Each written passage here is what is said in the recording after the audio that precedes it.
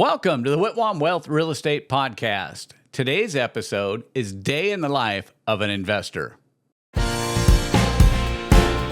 Welcome to the Whitwam Wealth Real Estate Podcast with Scott Whitwam, your blueprint to financial abundance. Settle in as we explore the mindset and methods for wealth building through real estate. Are you ready to accelerate your real estate investing? If so, I invite you to Thrive 2025 Mini Real Estate and Conference. This is Scott Whitwam, real estate investor and coach. This one-day event is being held in Gilbert, Arizona on Saturday, May 17th. And I'll be joined by three top investors, entrepreneurs, and coaches, Brian and Gina Kandeski, along with Ryan Zollin.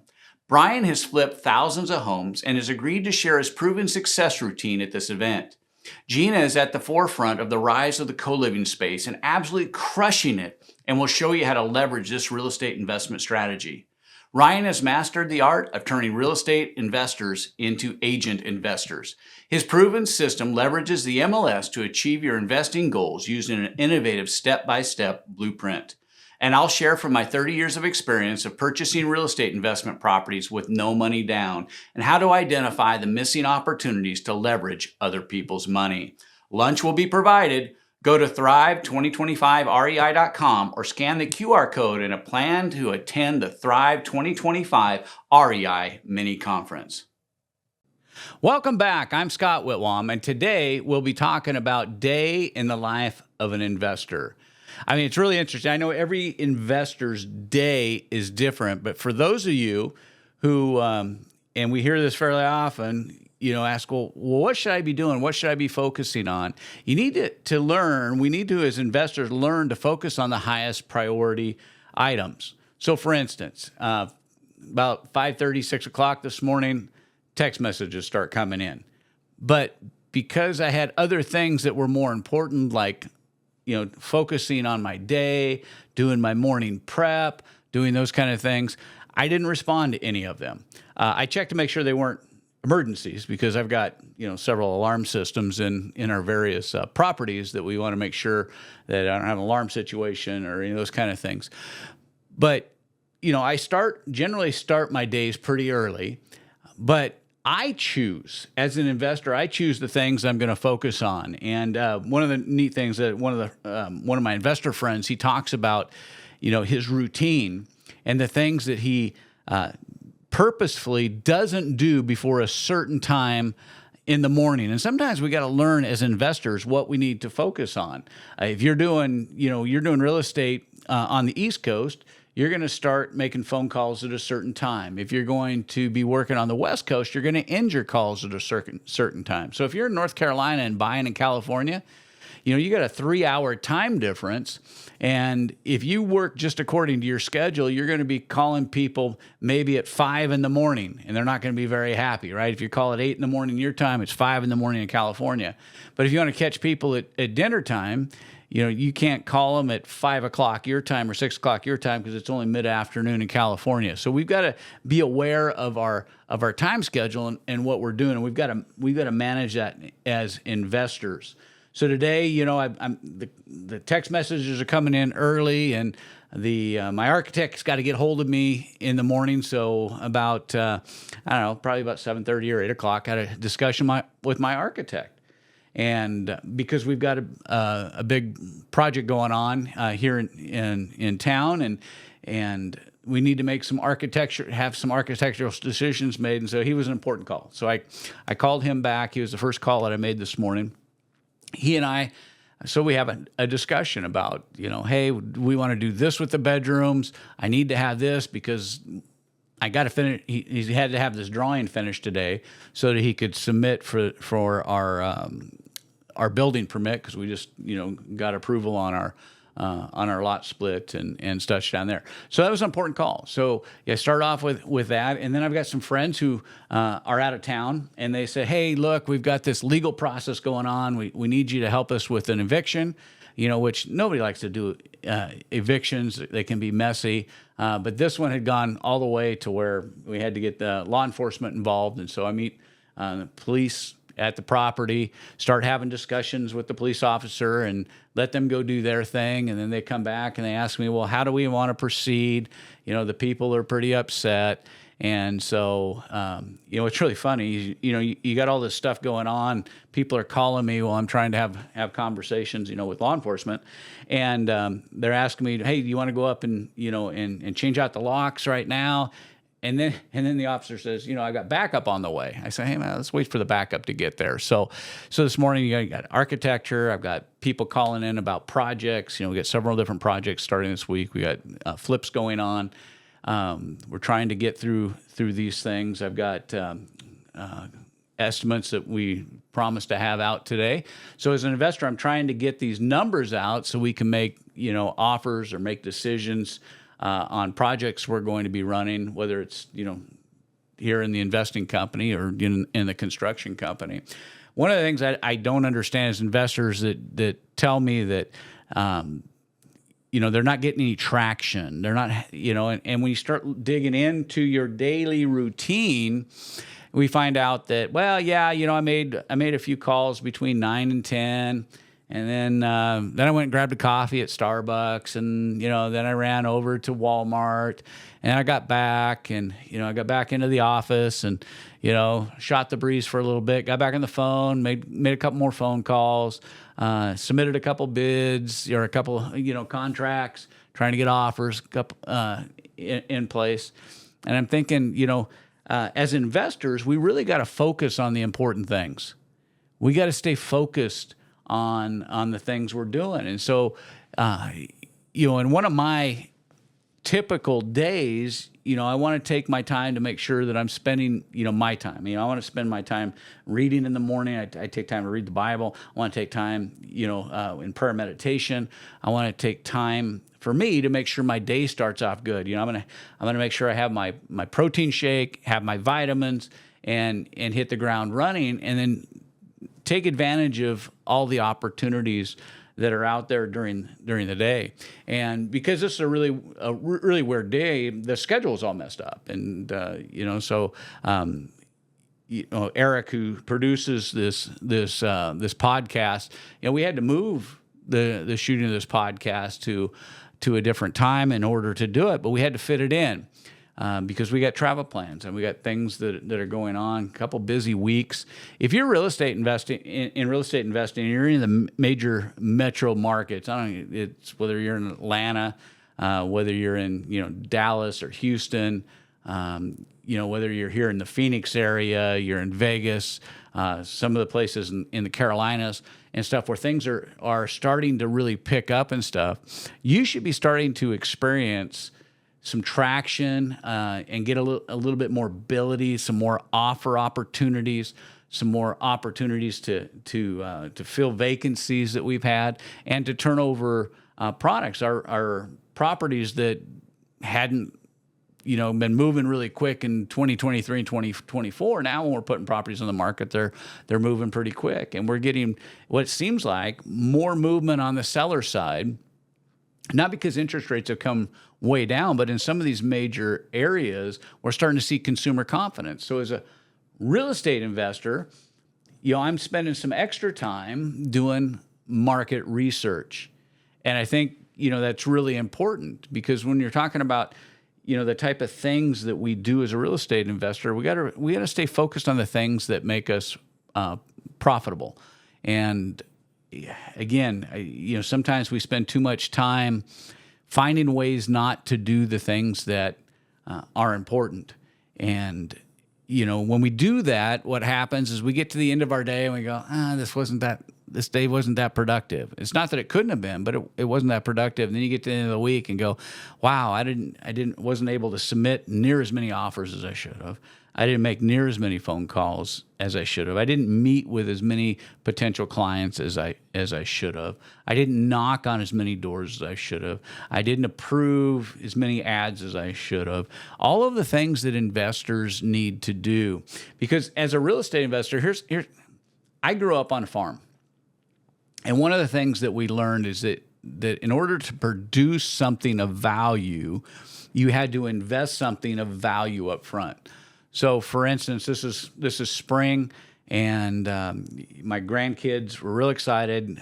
Their dad went out and bought them a bunch of chicks, a bunch of baby chickens, and got them some. Mom went out then and got some baby ducks, and so they're really excited about these things.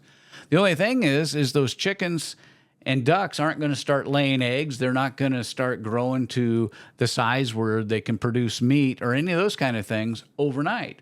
You got to invest in them. Every day you've got to water them. Every day you got to feed them. When I was growing up on the farm, we were feeding rabbits, we were feeding ducks, we were feeding chickens, we were feeding sheep.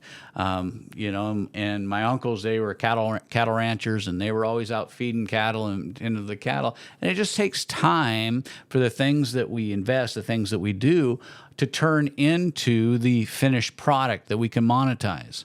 And sometimes as real estate investors, I think that we forget that every time we make a phone call, every time we knock on a door, every time we send out a postcard, every time we send out a yellow letter, every time we put a bandit sign in the ground, every time we go to a networking meeting, every time we meet with somebody, all of those times are opportunities to sow your seed to produce a real estate transaction.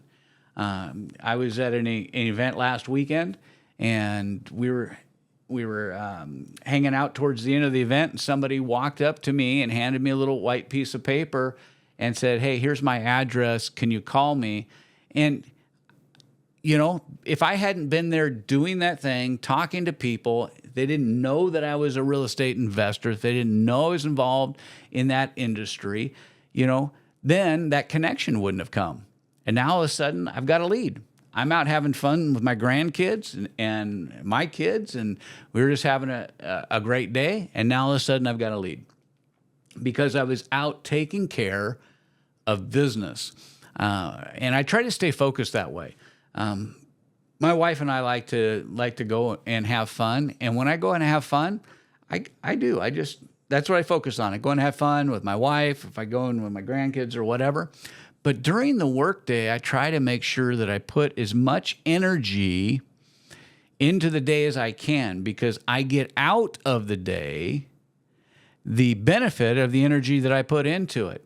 And I can tell you from years ago, from being a student, being coached, to becoming a real estate investor coach myself, the thing that I saw over and over by the people that were struggling in the coaching programs and the people that struggle with coaching programs today is they're not putting in the effort, not putting in the work. I had a guy come up to me. We had a booth at one of the conferences, and I was back at our booth, and they came up to me and they were talking to me and told me about the program they were in. And I actually know the coach whose program they're in. This guy is an incredible coach. If you follow his program and do what he teaches you to do, I don't know how you couldn't make money in his program. I've known his program for a long time.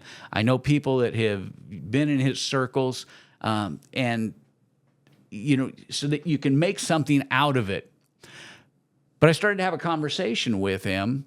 And he told me, well, I've invested $17,000 in this program, and I'm not having any success. And you start asking, well, are you doing this? Well, he goes, well, I thought when I got into this program, I'd actually get some more personal, help on how to do this. And I'm like, just follow the steps. Because I know his program is, about finding lead opportunities and then following them up with a value-added offer and purchase properties. And I know it works because I know many people that have either been through the program, I've known them for a long time. If you just do it. This guy invested $17,000. He was highly educated. He was a CPA, and yet he wasn't generating any revenue from the coaching program he was in because he was not doing the things that he needed to do daily to be successful.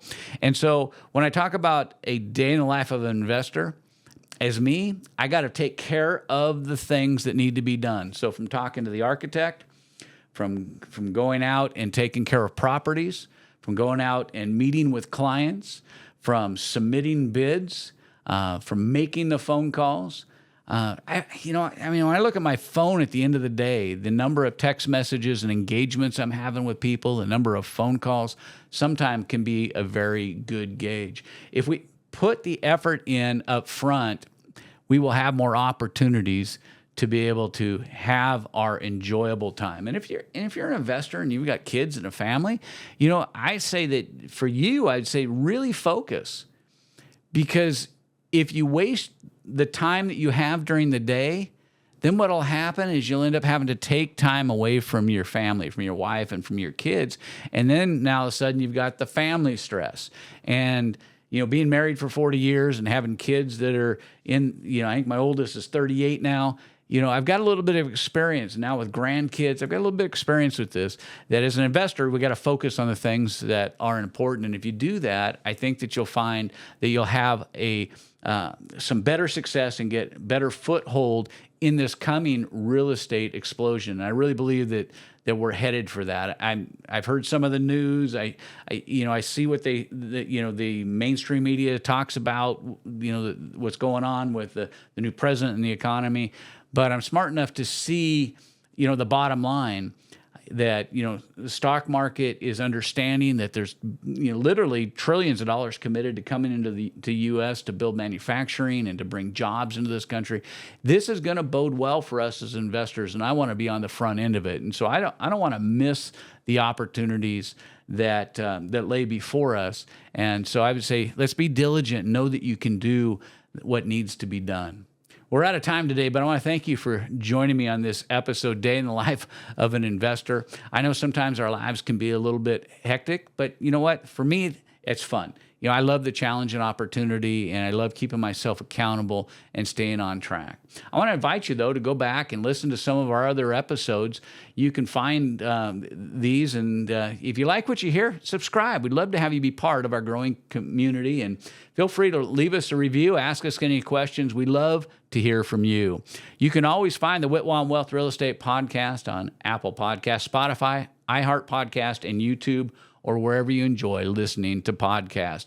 Just before I go, I want to remind you of the upcoming Thrive 2025 REI Mini Conference that we're having on May 17th. As of this podcast, we still have a few spots available. Seating is limited, so I encourage you to go out and get your seat and get it reserved quickly. If you're in the Gilbert, Phoenix area, we'd love to have you come be a part. We've got incredible speakers. Brian and Gina Kandesky. Brian's going to talk about routine and being successful. I just talked to him the other day. He's got 25 flips going on. He's flipped over 7,000 homes. He's going to share his routine for success. Gina is absolutely crushing it in the co-living space. We have Pad Split, the co-living company that'll be with us. Ryan Zolin is going to be there to talk about how to invest using the MLS. He and his students are just tearing it up and making tons of deals and money using the MLS. And I'm going to be talking about my 30 years of experience talking about no money down. We'd love to have you come to the 2025 Thrive REI Mini Conference. This is Scott Whitwam. Be sure to join me on our next episode of the Whitwam Wealth Real Estate Podcast, where we're building wealth through real estate. Are you ready to accelerate your real estate investing? If so, I invite you to Thrive 2025 Mini Real Estate and Conference. This is Scott Whitwam, real estate investor and coach. This one-day event is being held in Gilbert, Arizona on Saturday, May 17th. And I'll be joined by 3 top investors, entrepreneurs, and coaches, Brian and Gina Kandesky, along with Ryan Zolin. Brian has flipped thousands of homes and has agreed to share his proven success routine at this event. Gina is at the forefront of the rise of the co-living space and absolutely crushing it, and will show you how to leverage this real estate investment strategy. Ryan has mastered the art of turning real estate investors into agent investors. His proven system leverages the MLS to achieve your investing goals using an innovative step-by-step blueprint. And I'll share from my 30 years of experience of purchasing real estate investment properties with no money down, and how to identify the missing opportunities to leverage other people's money. Lunch will be provided. Go to thrive2025rei.com or scan the QR code in a plan to attend the Thrive 2025 REI Mini Conference.